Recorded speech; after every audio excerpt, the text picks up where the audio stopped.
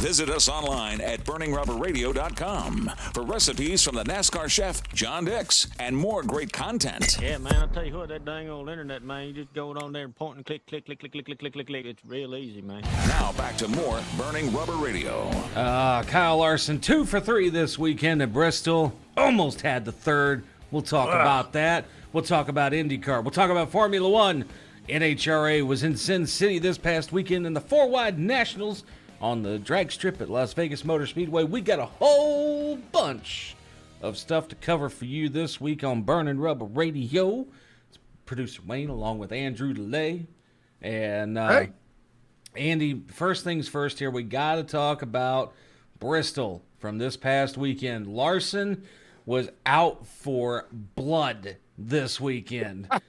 And I'd say so. I mean, the truck race didn't turn out like we were hoping it would, where we would see him get that nice little broom and take home the clean sweep. But Xfinity started on the pole, finished with the win. William Byron started on the pole for Cup in a complete Chevy route, by the way, when it comes to qualifying this weekend. And then Larson leads 411 of the 500 circuits around Bristol. Do I have to slap you? Because it wasn't Byron on the pole. Or no, Bowman. Excuse me, Bowman. I was wondering if you were going to get that. It was a Chevy. That's all I know. Hendrick Motorsports, who cares, right? And it was Jeremy Taylor who had a hand in all of it. All of it, yeah. And Jerry, that's right. He does a lot of the body work on those cars, and he touched both of those, so that's good stuff. Yep, he's most certainly did. And but yeah, either way, Bowman on the pole, Larson 411 of the 500 laps led from this past weekend at Bristol, taking home the win there. So 2 out of 3 for Kyle Larson. Not bad on the weekend here. A little bit of sad news to pass along, and folks saw this, over the weekend and everything like that, where Hendrick Motorsports actually lost their director of racing communications, John Edwards, this past weekend. Actually passed away on Thursday, and so this whole thing for winning at Bristol, I guarantee it was an emotional weekend for everybody at HMS. Sure. Oh yeah, definitely. I saw Jeff Gordon talking about it. Jeff and he were close. He had been with them through his career and everything. So yeah, it was tough over there. Prayers go out to the family. Yep. And Larson was even quoted as saying, "I did it for John." Yeah, So. I saw that. Yeah, he was out there saying it was for John, and the much needed win for Hendrick Motorsports for sure. Yeah, most definitely. And then moving along to the Craftsman Truck Series here, and again, Kyle Larson tried to get himself the clean sweep this weekend at Bristol. It didn't happen. However, the one that did take home the win in the Weather Guard truck race at Bristol Motor Speedway was Chandler Smith. The number 38 Front Row Motorsports Ford had to hold off NASCAR Cup Series moonlighter Kyle Larson over a 7-lap dash to the finish. That's how close Kyle came to getting the clean sweep. And it was a dash to the finish to claim his first Truck Series victory of the 2025 season, and his second overall at the half mile Coliseum to the greats. Yeah, that's right. Chandler Smith was a big question mark coming into the season.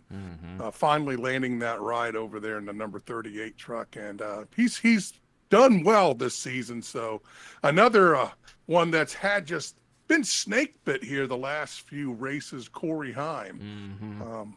We have not seen another dose of that. We've not seen Heim time like we normally do this early in the season, but who knows? Maybe he's reserving Heim time for later in the year. Well, he's come out kicking. 1 Daytona, 1 at Vegas, but we'll see. I don't count Corey Heim out, let me tell you. Yeah, don't count Corey Heim out in the slightest here. Another good thing with Chandler Smith this past weekend in Bristol is he also won the $50,000 Triple Truck Challenge bonus that goes to the highest finishing Truck Series regular driver. That's right. Yeah, and he did a hell of a job, and I'm sure that helped out big time. And again, where we were talking about how close that victory was for Kyle Larson this past weekend at Chandler Smith this past weekend at Bristol in the Truck Series. He only beat Larson by 9/10 of a second. So that's right. It was close. Very, very close. We can't say head to head, nose to nose, but it was very damn close. Compared to the Cup Series where he got over 2 seconds over Denny Hamlin at the Checkers. So exactly. And then, but moving on now over to the world of Formula One and Andy's favorite mispronunciation sport.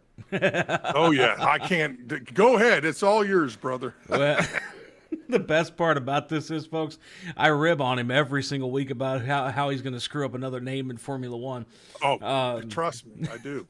But Oscar Piastri won this past weekend's Bahrain Grand Prix, giving McLaren its maiden victory in what could be considered a second home race at the Bahrain International Circuit.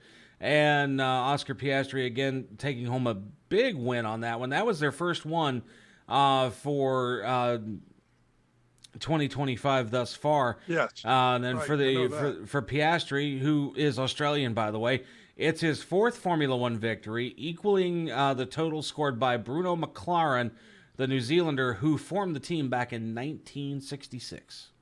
Okay, good. Yeah, that's all right. And so that if you ever decide to have like quiz night with your friends and you choose motorsports as the category, there you go. There's a great piece of little quiz history that you can utilize amongst you and your friends. Moving on though now and around to a little bit of little touring late model action, Andy, and you know why we bring up the touring late models this weekend, don't you?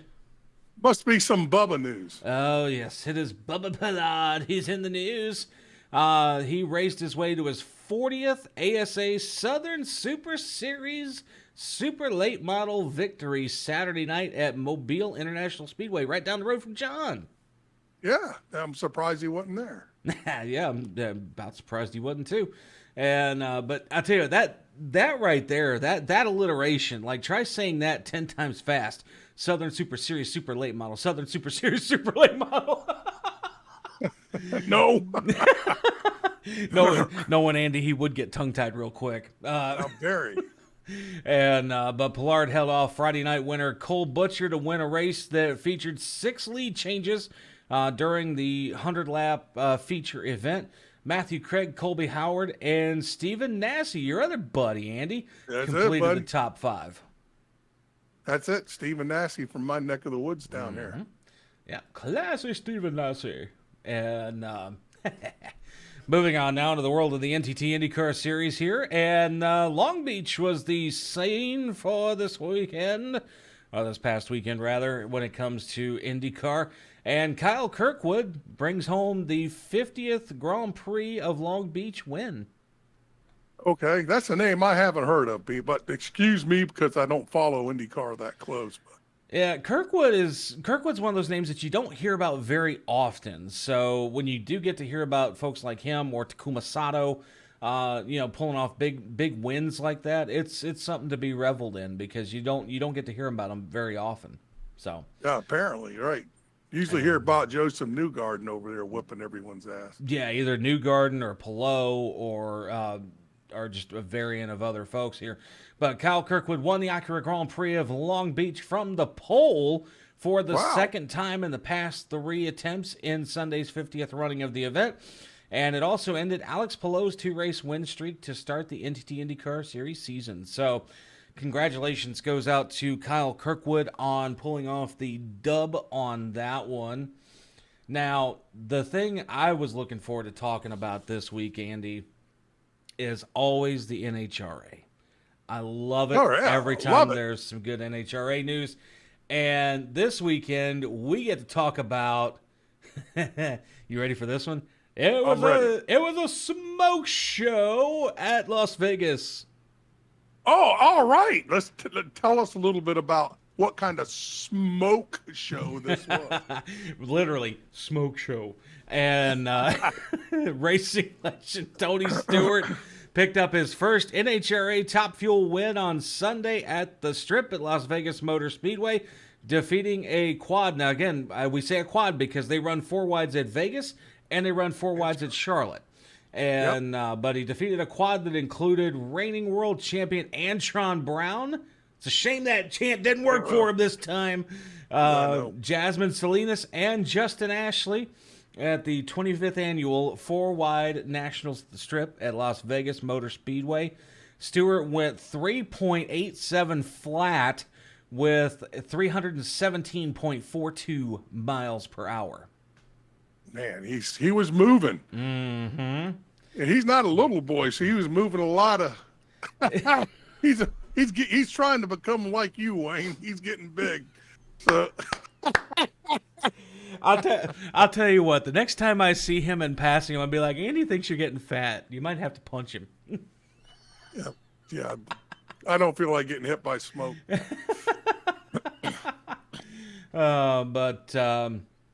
But no, honestly, it's good to see Smoke getting him another Wally when it comes to the NHRA, and I mean it further proves that he can race like Kyle Larson. He can race literally anything. He can. He's a racer and a damn good one at that. Yep, he is. In my opinion, like I said, next to Kyle Larson, he is a GOAT when it comes to motorsports. There's just no doubt. Yeah. Just no doubt. Like you said, next to Kyle Larson. Now, I know a lot of folks out there like, Jimmy Johnson. Yeah, I agree. But Jimmy Johnson had to have the right crew chief in there in order to do everything. These two guys, Smoke and Larson, these guys go out there and just beat the hell out of everybody. Mm-hmm. No matter who their crew chief is, no matter what kind of equipment they're in either. Exactly. Yep. And you know what? It's funny we mentioned that too, and I'll touch on a point here in just a minute, because I saw an opinion piece that I want to get to, actually speaking about that too with Kyle Larson.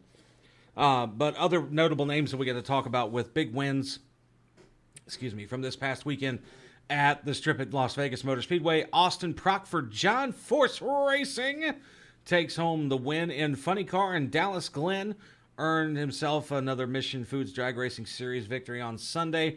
And the cool part is Proc was the defending champion of this race and returned to championship form on Sunday in Vegas, picking up his first win of the season with a 4.009 at 316.01 miles per hour.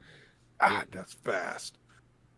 And that's crazy. Now you look at the comparison there for a second, okay? So we go back over to the Top Fuel notes for a second here. So Stewart did 3.87 flat at 317.42.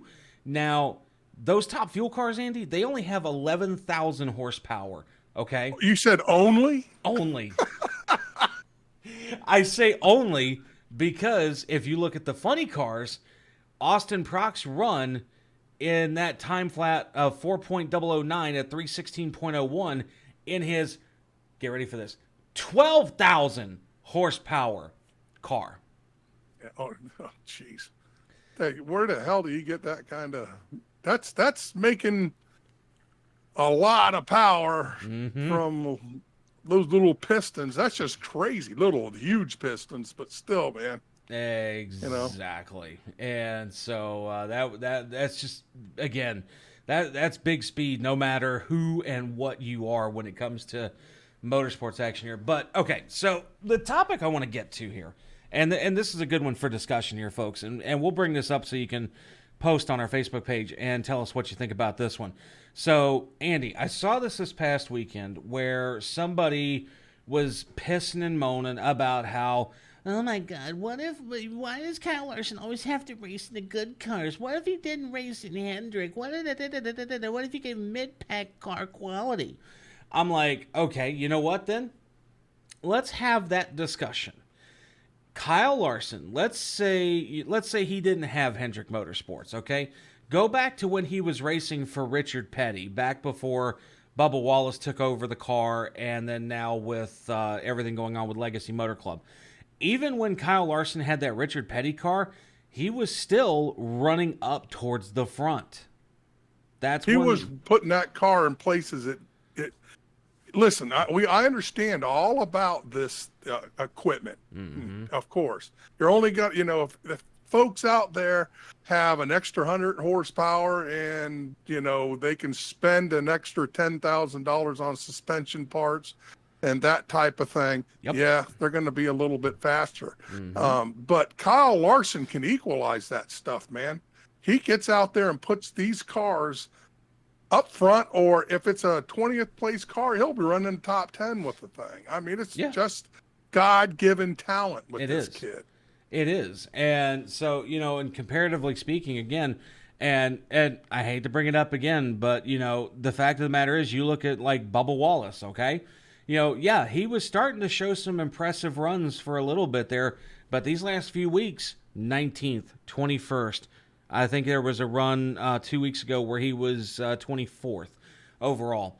So he was running up near the top 10 before something happened at Bristol. Yeah, so something happened at Bristol, but either which way, it's just the fact of the matter is, he's been lackluster in these last couple of races, and we talk about the talent when it comes to these cars, because the fact that these cars are all designed the same now by NASCAR with single source parts, it literally now is all about the talent of the driver.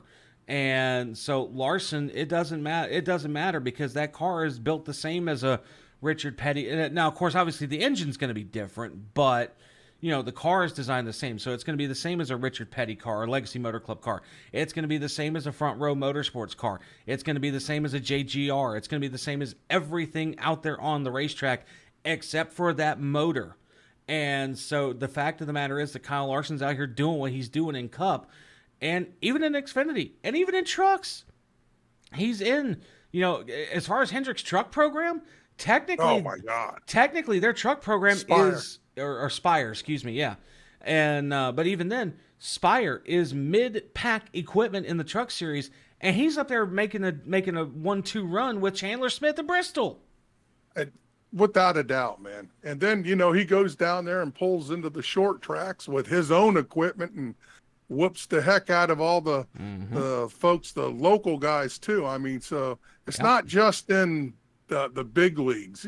He swings the bat down there in the dirt cars everywhere. So yeah, I know we sound like Kyle Larson groupies, but it's just a fact that the guy is just a racer. Outstanding. He's a racer's racer. That's right. There's no other way of putting it. Him and Tony Stewart both are racers.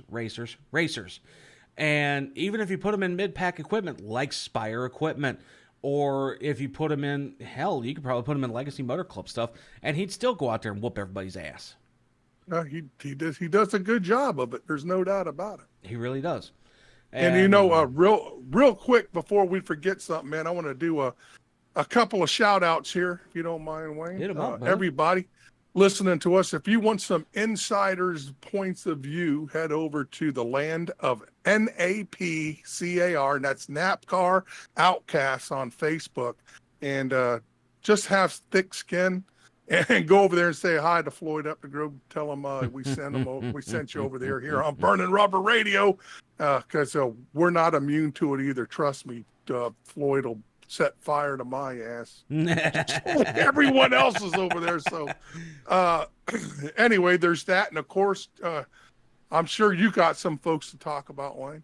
Yeah, we got to talk about the folks over at Drive Refine. Make sure you visit driverefine.com and talk to Joey Coulter. And folks, any type of racing you do, whether it be real, whether it be simulated, whatever the case might be, if you feel like you need a little bit of help on the racetrack, and not just communicating with other members of your team, but your crew chief, fans, friends, whatever the case might be, go talk to Joey Coulter over at Drive Refine. It's driverefine.com, driverefine.com, driverefine.com. And remember, folks, it is not just driver coaching, it's Drive Refine. Drive Refine. Close enough. Close. But I think it's about time for us to go take that My Pillow nap of the show, where we wrap it out here, folks. And again, make sure you go visit mypillow.com /BRR and use the promo code BRR at checkout to get your order delivered for free.